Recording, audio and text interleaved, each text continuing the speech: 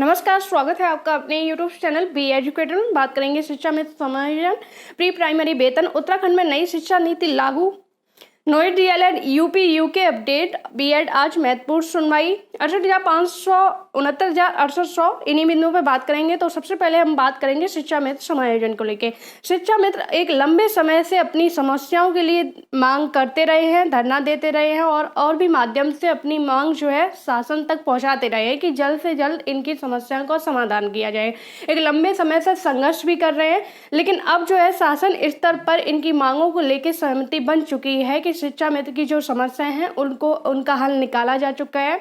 Pre primary में इनका समायोजन पर जो है सहमति बन चुकी है। साथ ही साथ अगर जो है वेतन की बात की जाए तो 25 से 30 हजार लगभग वेतन जो है ऐसी सूचनाएं मिल रही हैं कि 25 से 30 हजार तक इनका वेतन किया जाएगा, जिसके चलते शिक्षा मित्र संघ के जो प्रदेश अध्यक्ष हैं उनका साफ तौर से कहना है कि अब किसी भी प्रकार का शिक्षा मित्र के द्वारा धरना नहीं दिया जाएगा, क्योंकि शासन स्तर पर उनको आश्वासन मिल चुका है कि बहुत ही जल्द उनका समायोजन किया जाएगा और वेतन नियत किया जाएगा। तो इसलिए जो प्रदेश अध्यक्ष है उन्होंने साफ तौर से कहा है कि शिक्षा मित्र अब जो है किसी भी प्रकार का धरना नहीं देंगे। बात करेंगे उत्तराखंड में नई शिक्षा नीति लागू। नई शिक्षा नीति आज से उत्तराखंड में लागू हो चुकी है और देश का पहला राज्य बन चुका है उत्तराखंड, जिसमें नई शिक्षा नीति का जो है पाठ्यक्रम लागू हो चुका है। बाल वाटिका की शुरुआत के साथ उत्तराखंड नई शिक्षा नीति लागू करने वाला पहला राज्य बना। उत्तराखंड के मुख्यमंत्री पुष्कर सिंह धामी ने मंगलवार को बाल वाटिका प्राइमरी से पूर्व की कक्षा का उद्घाटन किया, जिसके साथ ही राष्ट्रीय शिक्षा नीति 2020 की शुरुआत करने वाला उत्तराखंड देश का पहला राज्य बन गया। निजी स्कूलों में नर्सरी में शुरू होने वाली पढ़ाई अब आंगनबाड़ी व सरकारी स्कूलों में पढ़ने वाले बच्चों को बाल वाटिका कक्षा में कराई जाएगी।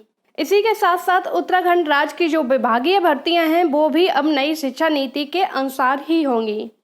बात करेंगे Noida DElEd UP UK update. तो आपको ज्ञात होगा कि नोएड डीएलएड को लेके उत्तराखंड राज्य में हाई कोर्ट में इसकी हियरिंग चल रही है। कल एक लंबे समय तक इसकी हियरिंग देखने को मिली, जिस पर जो आपको उत्तराखंड की जो नोएड डीएलएड के कैंडिडेट है उनकी तरफ से भी अपने पक्ष रखे गए और जो अपोजिट पार्टी है उनकी तरफ से भी पक्ष रखे गए। कहीं ना कहीं हाई कोर्ट नोएड डीएलएड के पक्ष से सहमत दिखी और इनकी तरफ जो है सकारात्मक रुख दिखा, लेकिन अभी ये केस है पूर्ण तरीके से क्लियर नहीं हुआ है, फाइनल नहीं हुआ है। और जब तक ये केस फाइनल नहीं हो जाता है तो उत्तराखंड राज्य में प्राइमरी में नई शिक्षक भर्ती नहीं आएगी, क्योंकि इसी केस की वजह से वहां पर शिक्षक भर्ती पेंडिंग में पड़ी हुई है।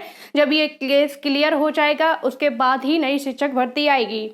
और अगर बात की जाए यूपी नोएड डीएलएड के कैंडिडेट को लेके, तो कहीं ना कहीं ये जो उत्तराखंड का केस है वो यूपी के लिए भी महत्वपूर्ण है कि अगर उत्तराखंड में नोएड डीएलएड को परमिशन दे दी जाती है हाई कोर्ट के द्वारा, हाई कोर्ट में जीत जाते हैं, तो कहीं ना कहीं संभावित है कि यूपी में भी इनको वैलिड किया जाए। दूसरी चीज की यूपी में जो सरकार है वो डबल बेंच में जा चुकी है। बात करेंगे बीएड की। आज जो है बहुत ही महत्वपूर्ण दिन है। बीटीसी और बीएड का केस आपका हाई कोर्ट में लगा हुआ है, जिसके लिए बीएड जो छात्र संघ प्रदेश अध्यक्ष हैं उनके द्वारा एक लेटर जो है भेजा, एप्लीकेशन लेटर भेजा गया है मुख्यमंत्री जी को, जिसमें आग्रह किया गया है कि जो एजी महोदय हैं वो हियरिंग के टाइम प्रेजेंट रहें और इस हियरिंग को जो पक्ष हैं वो सरकार की तरफ से रखें।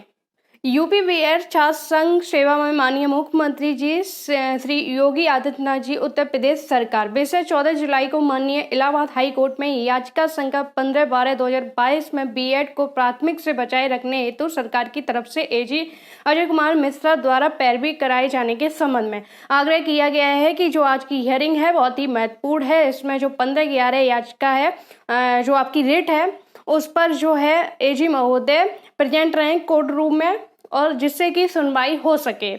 15/12 जो केस है वो आपका कोर्ट नंबर 35 में लगा हुआ है, सीरियल नंबर फ्रेश केस 44 पर, और इसमें जो ऑनरेबल जस्टिस हैं वो हैं आपके विवेक वर्मा जी इस केस को सुनेंगे। आज की हियरिंग और ये केस चाहे वो बीएड हो चाहे वो बीटीसी हो, दोनों पक्षों के लिए बहुत ही महत्वपूर्ण है, क्योंकि बीटीसी के द्वारा ये मांग की जा रही है कि प्राथमिक से बाहर किया जाए और जब तक ये केस सॉल्व नहीं हो जाता है तब तक नई शिक्षक भर्ती का नोटिफिकेशन ना जारी किया जाए, इस तरह की मांग की जा रही है बीटीसी कैंडिडेट के द्वारा। बात करेंगे 68,500 6800 और आपका 69,000 इन सभी के जो लंबित मामले हैं उनको जुलाई तक हल करने पर शासन स्तर पर सहमति बन चुकी है। आला अधिकारियों का कहना है कि इन सभी जो लंबित मामले हैं, विवादित मामले हैं, उनके हल के लिए हमने जो है इन सभी विवादित लंबित मामलों का हल निकाल लिया है और संभावित है कि 6800 को जुलाई अंत तक नियुक्ति दी जाए। उम्मीद है वीडियो में दी गई जानकारी से आप संतुष्ट होंगे। जुड़े रहिए चैनल से। वीडियो को ज़्यादा से ज़्यादा शेयर करें, लाइक करें। धन्यवाद।